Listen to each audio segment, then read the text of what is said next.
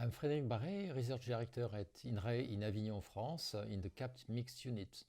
I specialized in remote sensing, the observation of vegetation from a large distance in the case of satellites or small distance in the case of phenotyping applications. I've been writing about 250 papers, each one being well cited with about 60 citations for each one on the average. As was involved in the modeling of the light transport and the leaves and in the vegetation canopies, and in the development of methods operationally used for satellites applications as well as phenotyping application. I was one of the founders of HYPHEN.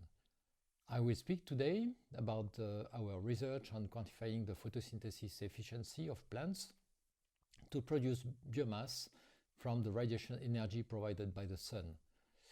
The total amount of biomass produced by a crop reveals its capacity to exploit the available resources, including light, water, soil nutrients, and the resistance to biotic and abiotic stresses.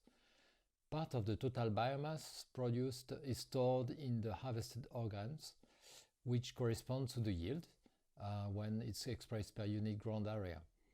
The harvest index is used to describe the fraction of the total biomass that corresponds to the harvested organs. It varies widely depending on the species, cultivars, and environmental conditions, with a minimum close to 0% when it's very stressed conditions, and up to 60% for the recent cultivars under optimal conditions. Breeders improved significantly the harvest index since the first domestication of the crops. Although the harvest index varies with the environmental conditions, it is relatively stable under usual growth conditions. Therefore, to improve the yields, you need to improve the total amount of biomass produced by the crop. The biomass produced by crop results from the transformation of the incoming light into assimilates through photosynthesis.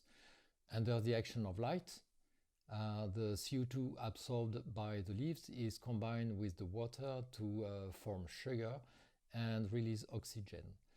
The total amount of biomass produced will therefore be proportional to the amount of light intercepted by the crop and to the efficiency with which the crop transforms the intercepted light into biomass. This may be simply expressed by the Montis equation. Biomass equals the incoming radiation multiplied by the radiation interception efficiency multiplied by the radiation use efficiency. We will analyze in the next episodes these three components. The first one is the incoming radiation that is useful for photosynthesis, which is called the PAR, the photosynthetically active radiation. The second is the radiation interception efficiency, FIPAR, the fraction of intercepted PAR radiation. And the last one is the radiation use efficiency, the RUE. I don't know what you say in English, but okay. RUE, so the radiation use efficiency.